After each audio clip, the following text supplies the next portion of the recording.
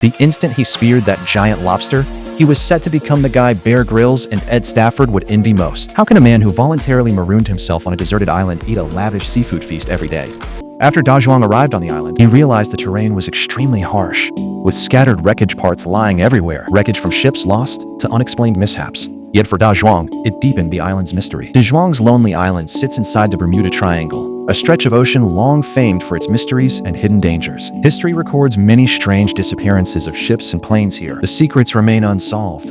Da Zhuang's island adventure is just starting. On a deserted island, every bit of gear counts. Whether it's ropes from buoys or iron from wreckage, it all becomes incredibly useful. Da Zhuang combs the island for useful stuff. All around is scrubby bushland. With luck, he could bag pheasants or boars. The reefs are full of tidal pools, full of small seafood whose meat is springy and mild in flavor, perfect for making little snacks. Da Zhuang finds a shady spot and chooses it as his camp. This fishing bed is his resting place on the deserted island. Da Zhuang's plan this time is simple. Just keep hunting for food and keep at it until he can truly live on this island permanently. Seizing the midday sun, Da Zhuang takes his spear and wades into the sea to fish. Fish are scarce in the shallows. It's only tiny ones. A barracuda cruises past, but this crude spear can't handle it. So Da Zhuang turns to the reef and picks out a fish hiding in a crack. A little reef fish ends up on Da Zhuang's menu. He first gives it a quick acupuncture session, so it calms down and stops struggling. He stuffs fish into his net bag. Da Zhuang works the shallows with his spear, buoyed by his first catch. He turns his gaze to the gaps under the reef rocks, where fish might be hiding inside. Only then can this simple fish spear in his hand really do its job. By now, the ebb has entered its next phase, and the water keeps dropping. As the water drops, fish slide into reef caves. It's prime hunting time, and Da Zhuang tracks their movements. When a fish darts into a cave, Da Zhuang immediately strikes, and just as he hoped, he nails another big fish. 2 hours of diving finally pay off. Back on shore, Da Zhuang is frozen through. The frigid seawater has sapped his body heat during the dive. Luckily, today's catch isn't bad at all. These 2 solid sea fish are enough to make up for all the energy he spent underwater. While prepping the catch, he skips descaling and just scoops out a few of the innards. Before making dinner, Da Zhuang chooses to resharpen his fish spear, its tip worn down from hitting the reef while hunting. If he doesn't sharpen it well, the dull spear tip might cost him his next shot. As dusk settles and the light fades, Da Zhuang still has one last job to do: making fire. With no lighter or fire steel, friction fire is his best option. On the beach, he's found a length of rope, and he plans to make a hand bow, tying the rope to a curved piece of wood to create a primitive drill. While crafting the drill, he keeps the bowstring extra long so it can loop around the spindle more than twice. With the drill ready, he puts together a tinder bundle. One hand holds the drill spindle steady, the other saws the bow. The bow spins the spindle, and friction burns the coal. He tips it into the tinder and blows.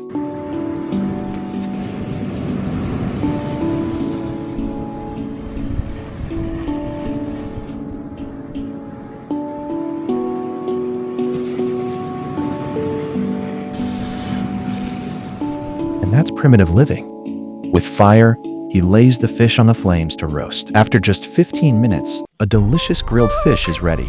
Look at crispy skin and tender flesh. Aroma wafts through the screen.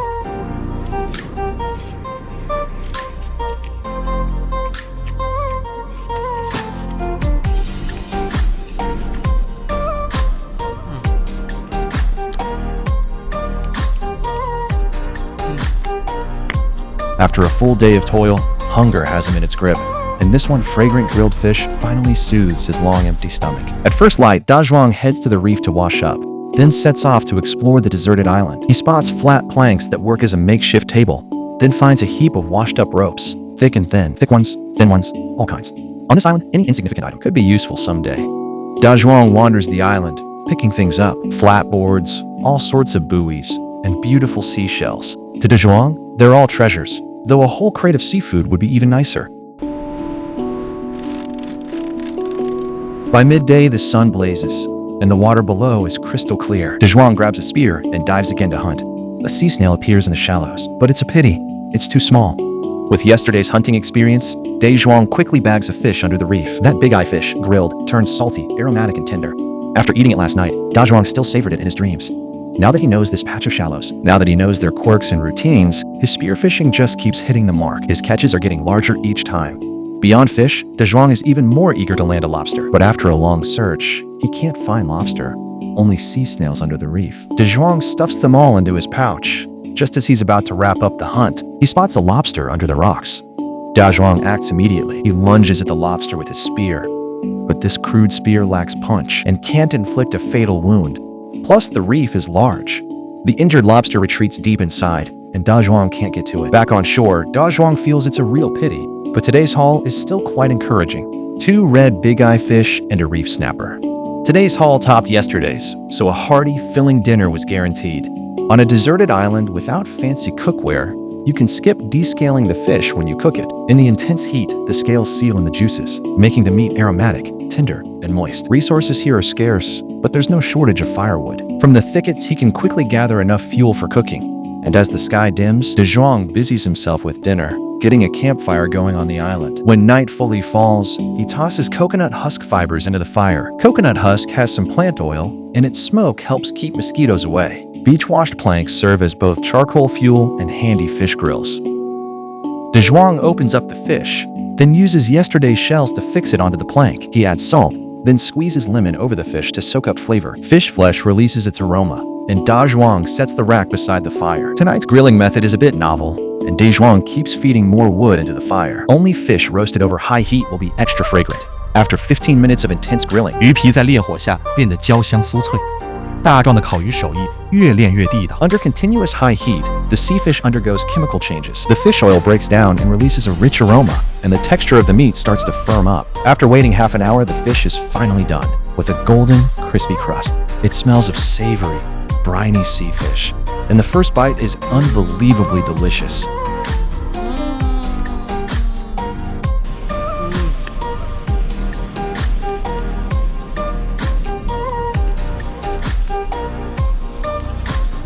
After a long day's toil, he can eat a grilled fish feast. Today's 3 grilled fish easily leave Dazhuang completely stuffed. The grilled fish is so delicious that Dazhuang just keeps eating. Though stuck alone on the island with enough to eat, Dazhuang still doesn't finish everything at once. Instead, he saves a fish for tomorrow.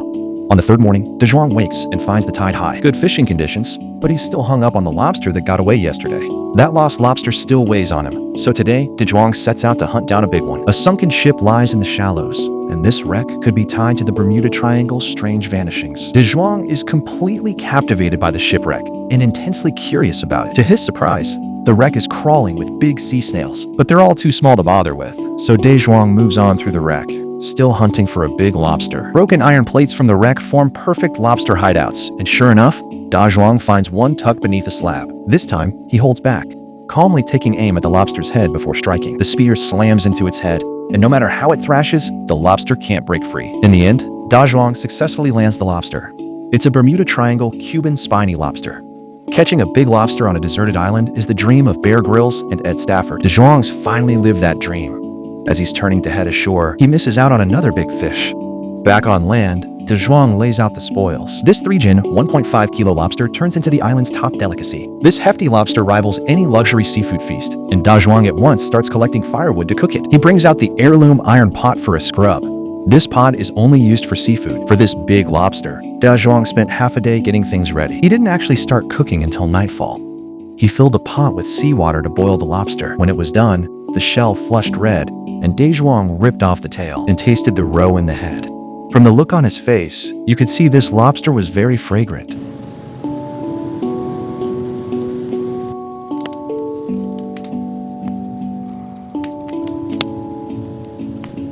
There was a lot of meat in the head, and Dazhuang didn't want to waste any. After finishing the head, he moved on to the tail, stuffing a big chunk of meat straight into his mouth. It was delicious. After the feast, Dazhuang washed the iron pot clean. Satisfied, Dazhuang grabbed a fish spear and went to hunt on the reef. The waves at night were huge. Now and then he spotted rockfish on the rocks, but after circling, he came back with nothing. On the 4th day, Dazhuang used a fishing rod. His plan for the day was to go out and fish, but the surf along the shore was just too rough. He cast his line for hours with no luck. Heading back, Dazhuang picked up discarded items. On a deserted island with scarce resources, gathering materials is a top priority for anyone trying to survive. Back at the shelter, Dazhuang took a break, then took his fish spear and headed back to the shipwreck found yesterday. The resources here were richer than imagined, but the tangled iron framework was dangerous. Before long, Dazhuang managed to spear a snapper here, and while hunting that fish, he unexpectedly spotted a much larger eel. He planned to use bait later to catch that eel. He skewered the fish with his spear, and reached it into the gap under the iron plates. But after dangling the bait for a long time, the eel never came, and Da Zhuang gave up. Back on shore, he'd only managed that one fish. With daylight still left, he didn't idle away. He squeezed every bit of daylight. He collected all sorts of debris, and the fire pit's wood kept burning. Da Zhuang tidied up the fire again. Life in the wild burns through your strength. Tending the fire is his key survival move. Once it was blazing, he roasted the fish. Once the heat tops 140 degrees, the fish flesh changes from raw and soft to firm and cooked. That single fish couldn't meet his day's energy needs, so Da Zhuang sat down to eat lunch, replenish strength, go out hunting again. Once it was dark, Da Zhuang grabbed a fish spear and dove to hunt. At night, fish move less. Using a basic spear, Da Zhuang landed hits, but the nighttime seawater was freezing. So he left the water, returned to shore, and huddled by the fire to warm. The 2 fish caught tonight he saved for tomorrow. At daybreak, Da Zhuang ate last night's roasted fish for breakfast. Already the 5th day on the deserted island, and this was the first time Da Zhuang sat down for breakfast. This meant he was gradually starting to adapt to the island and relying on his own survival skills. He was improving life. After a hearty meal, Da Zhuang planned to upgrade his crude fish spear. He took out a device. He took off the spear's firing unit and fixed it onto a new steel shaft. The steel shaft was too blunt to hunt with, so Da Zhuang used the saw and his multi-tool to grind it into a sharp tip. It looked sharp enough, but still not ideal. With the shaft so straight, even if it pierced a fish, the fish could struggle and break free right away. So Da Zhuang fixed a barbed tip to the shaft so that any fish struck by it wouldn't be able to escape. After finishing his new hunting weapon, Da Zhuang took out 2 trap cages. Next, he planned to use these 2 tools to hunt for food, but the fish traps still needed bait. So Da Zhuang chose the fish spear first to catch fish. He went back to the shipwreck to find prey, where a nurse shark lay resting in the cabin. Though this species is gentle, copying Da Zhuang and reaching to touch it is dangerous. Nurse sharks have attacked divers before, and as he hunted for bait, Da Zhuang found that this steel fish spear lacked punch, likely because it was too heavy. But instead of trying to modify the spear, he kept searching here for a good hunting opportunity. However, the weak shooting power remained a problem. He still couldn't land any fish. His clothes were torn by the wreck's iron plates. Da Zhuang reattached the elastic rubber bands to the fish spear. This spear was lighter. Although it wasn't very powerful, it was still much better than that steel one.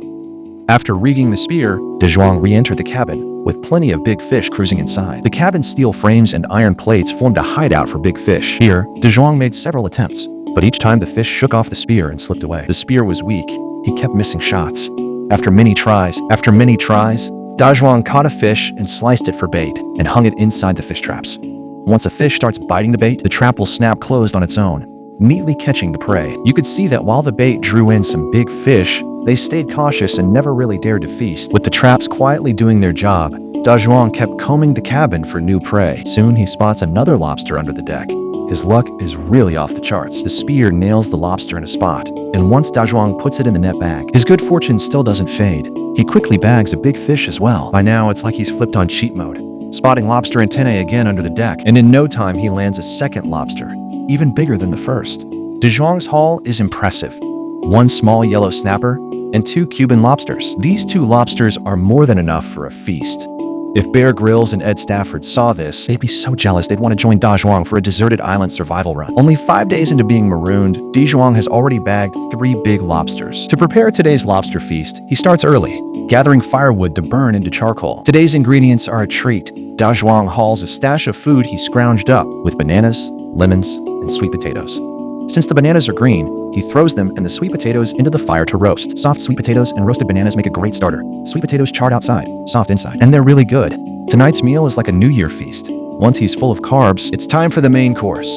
The 2 lobsters are crawling with ants, so Da Zhuang grabs seawater in the pot and tosses both lobsters in to boil. Skipping the grill for one would be a pity, but the seawater in the iron pot is boiling, and the lobster shells gradually turn bright red. As they cook, he turns the lobsters over so they cook through. When they're done, tonight's real dinner is just beginning. Da Zhuang tears off the lobster tail. The lobster meat was so soft and juicy, fresh and sweet, with just a touch of salty flavor. After polishing off a whole lobster, Da Zhuang was full. He kept the second lobster for tomorrow. Early on day 6, Da Zhuang saw the sky still dim, as if a heavy rain was on the way. He grabbed his rod and went to find a spot. The water here was deep. The waves were rough. In this water, you either land a big one, or you just get skunked. After 2 straight hours of casting, Da Zhuang still hadn't landed a single fish. Back at camp, De Zhuang took out a ball he picked up on the beach. In that moment, he imagined himself as Robinson Crusoe, and this ball was his companion on the deserted island. He took out sweet potatoes roasted last night for lunch. Hungry here, when starving, one sweet potato beats fish. Along with the sweet potato, he also dug into a big lobster for lunch, with the head packed full of meat. As last night's leftovers, its salty, savory taste was still very good. Once he finished the head, the remaining lobster tail was the real highlight.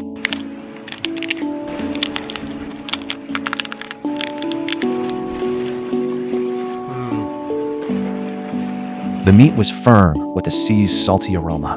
In the wilderness, out here, those hard-won calories were gold.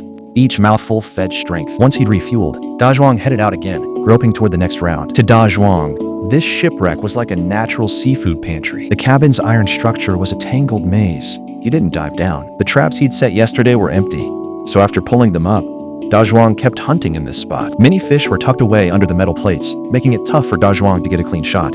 With the fish spear not working on them, Da Zhuang kept laying fish traps here to try his luck. Just as he finished setting them up, he turned and saw a big fish. Since it came to him, he wasn't about to let it get away. Dinner was set. The fish traps drifted with the tide, and Da Zhuang eventually chose to pull them in. After a long time underwater, his body heat ebbed away, and he caught his breath on shore. The day's catch was decent, 3 fish in hand. Da Zhuang decided to make a pot of fish soup for dinner. He grabbed his old iron pot again, washed the fish well, and scraped off the scales. He tossed the fish into the pot. Before he cooked the soup, he needed to make fire again. Starting fire by friction was his best method. With everything ready, Da Zhuang worked the drill stick back and forth, slowly building up firepower.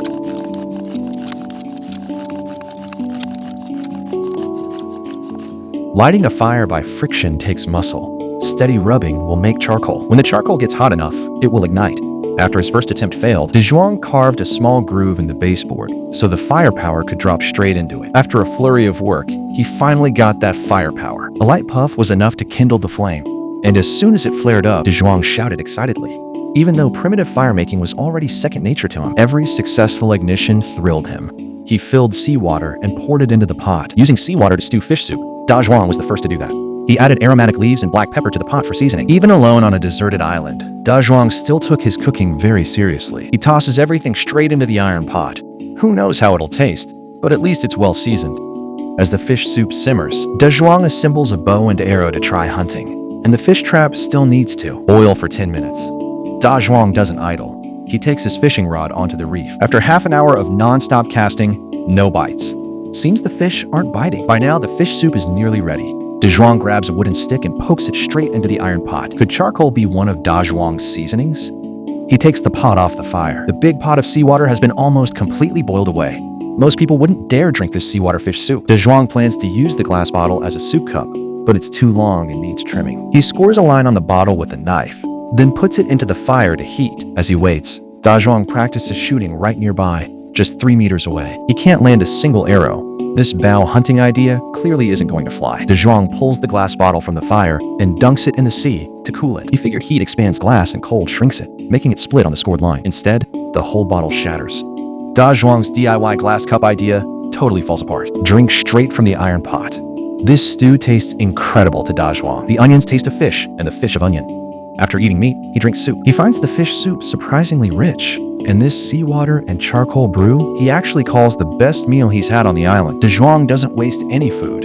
He eats everything in the pot. After eating his fill, Da Zhuang begins practicing with the bow and arrow. He walks into the island's thickets. He can hear big birds calling, but they're gone before he can get a clear look. With Da Zhuang's hunting skills and experience, managing a hunt is difficult. Better to wash up and sleep. He's been stranded on this island for 7 days. Before dawn, Da Zhuang is already down at the shore with his rod, starting to fish. The sea was calm, but as he fished, Da Zhuang saw dark clouds piling up over the island. A downpour was imminent, and after hours of casting, he still came up empty-handed. Da Zhuang headed back to camp, slid his suitcase under the tent to catch the rain, and the simple spear he once dismissed suddenly turns into his main hunting tool. After upgrading the spear, Da Zhuang resumed diving and hunting. There were many sea snails in the shallows, but they were under harvest size, so Da Zhuang couldn't grab them. Da Zhuang combs the reef caves for prey. Any opening might hide a big lobster or a large fish. After a search, Da Zhuang finds a fish, but as he moves to strike, it thrashes, slips free, and darts away. Plus, the space under the reef was cramped and tangled, so Da Zhuang couldn't stretch out to see clearly. His fish traps were still empty. So in the open shallows, De Zhuang snatched his fish spear and sprinted after a big fish, chasing it for long. The big fish ducked under a reef, seemingly giving De Zhuang a perfect shot.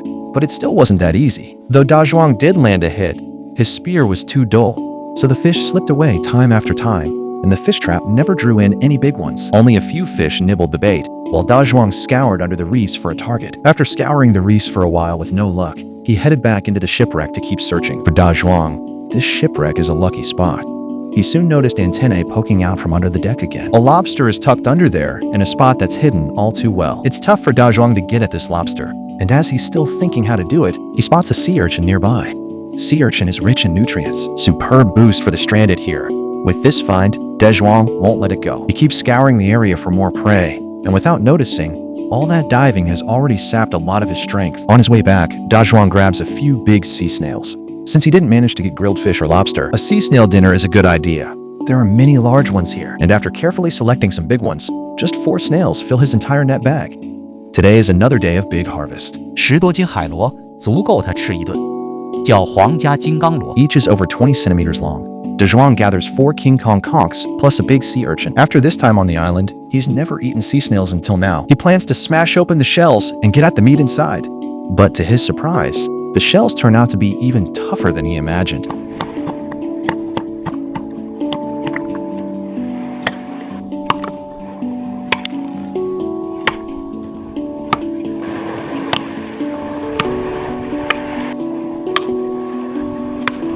It takes half an hour of pounding to crack open a snail.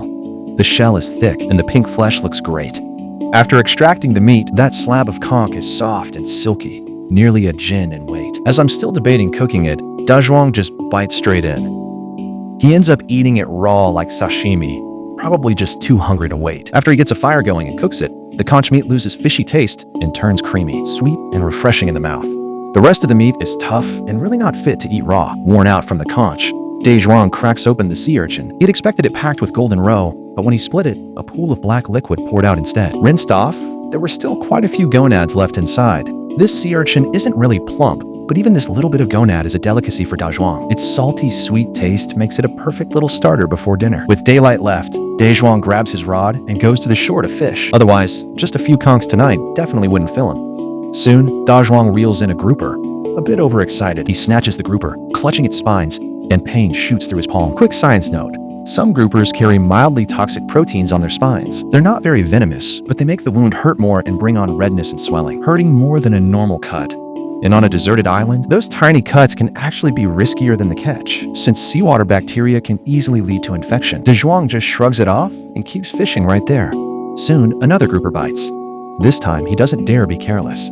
He carefully grips the fish by the head. Grouper spines are razor sharp, so be careful when fishing out here. He could have eaten grouper and conch, but De Zhuang finds the fish too small and tosses it away. The conchs become his only dinner for the night.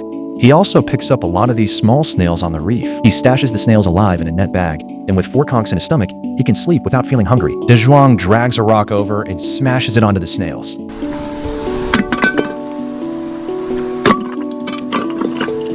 Under the pounding, the shells split fast, and the chunk of meat inside is good for a few bites. After a bit more smashing, De Zhuang successfully harvested all the conch meat. Whether used for soup or grilling, this conch meat is incredibly delicious. Processing conch, you must remove its head. That section of meat is very tough and almost impossible to chew. Once the conch is cleaned, De Zhuang cuts it into small pieces and pan fries them in an iron pot. Under high heat, the conch sizzles and releases its oil, giving off a meaty aroma. Who would have thought you could eat stir-fried conch on a deserted island? To satisfy his taste buds, De Zhuang adds onion and black pepper, then garlic to enhance fragrance. In the high heat, the slices of conch curl up slightly. The briny seawater fades away, leaving behind a pure umami taste. Watching, you can almost taste it. Can you call it deserted island survival? It's basically a tongue-tip gourmet paradise. Out here, this already qualifies as a seriously decent dinner. Basically 5-star hotel level. The stir-fried conch is springy and nicely chewy.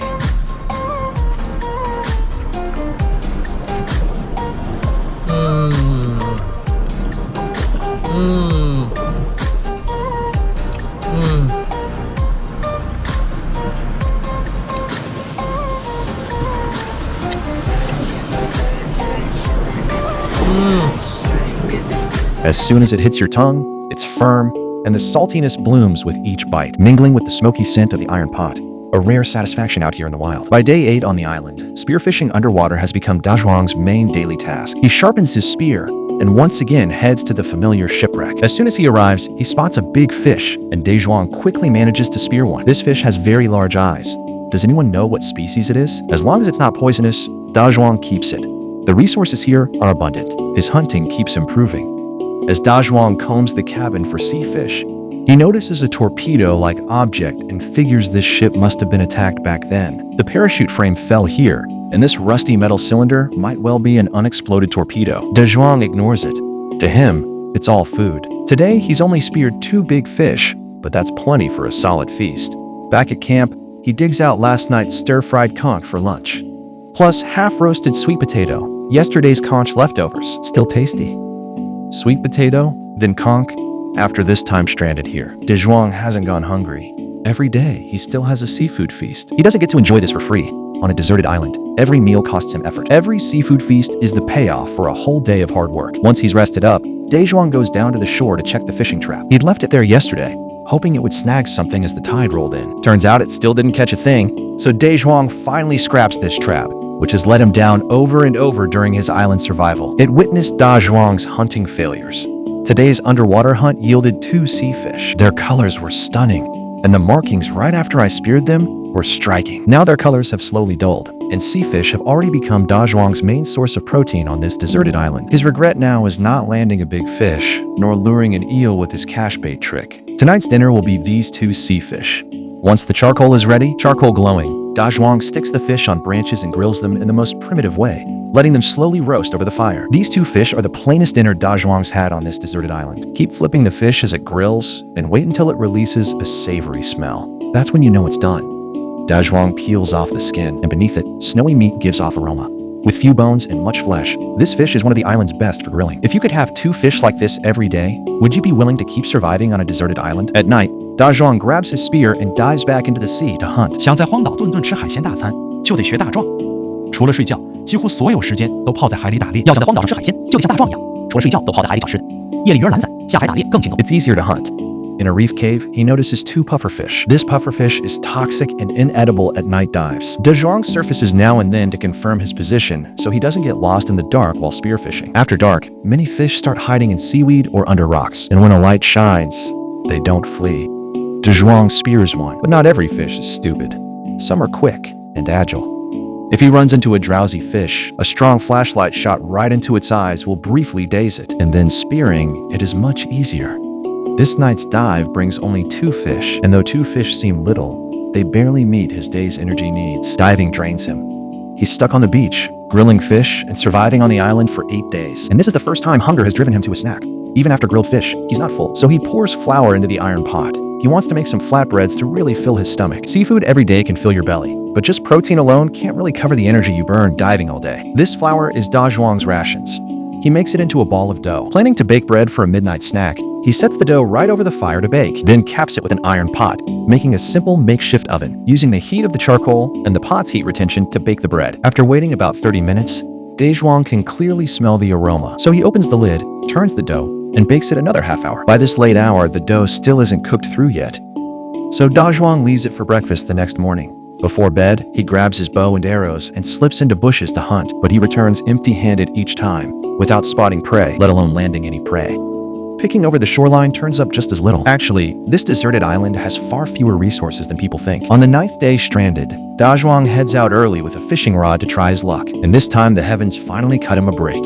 He can distinctly feel a big fish on the line. Yes! Yes! Yes! Yes! Yes! Dazhuang lands a large fish with the rod.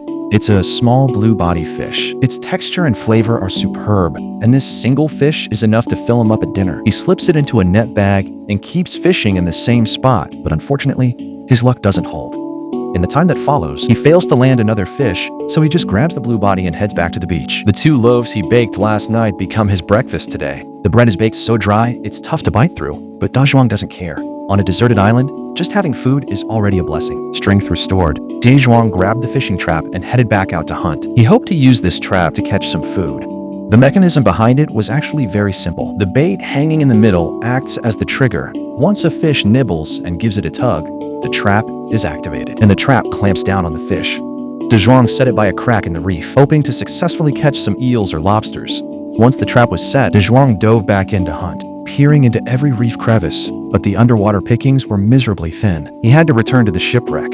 Still, no fish in sight. Seeing a conch, he thought it'd be good to bring for food. As he turned, a big fish appeared. De Zhuang snatched up his spear and gave chase, but the shipwreck was cluttered with metal frames, and these frames gave the big fish excellent cover.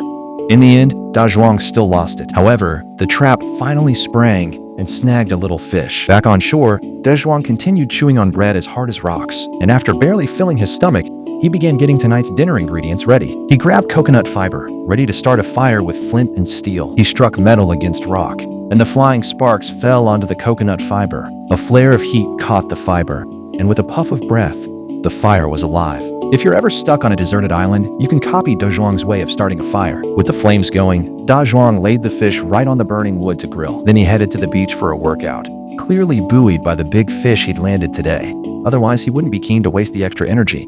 After over 10 minutes, the sea fish grilled until its skin blackened. Dinner was grilled fish with a piece of stone bread. It wasn't exactly a grand seafood feast, but the rich meat from a single blue parrotfish was enough to stuff De Zhuang to bursting.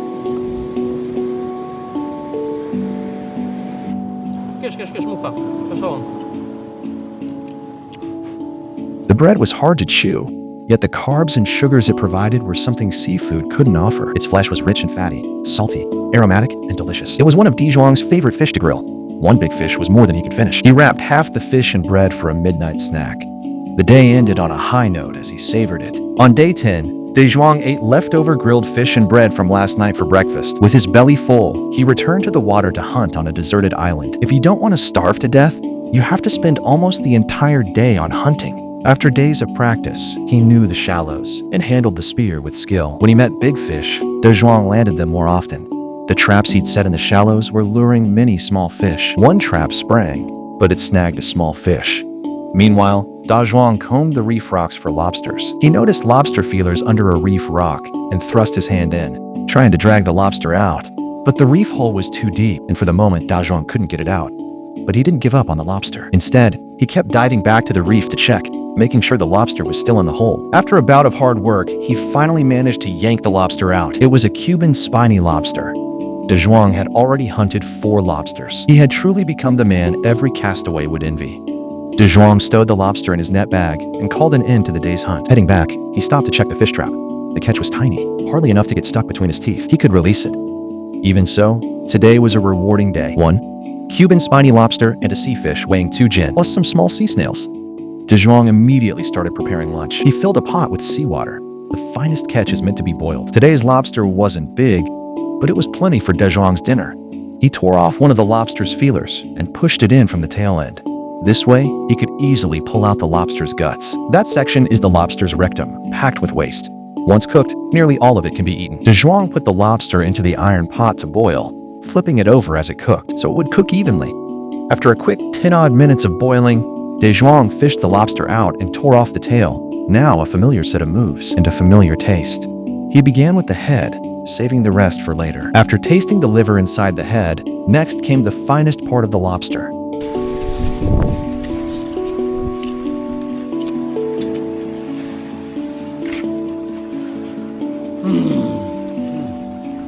Not a shred of meat on the shell was spared. De Zhuang used his hands to scrape off every last bite, barely leaving a trace behind.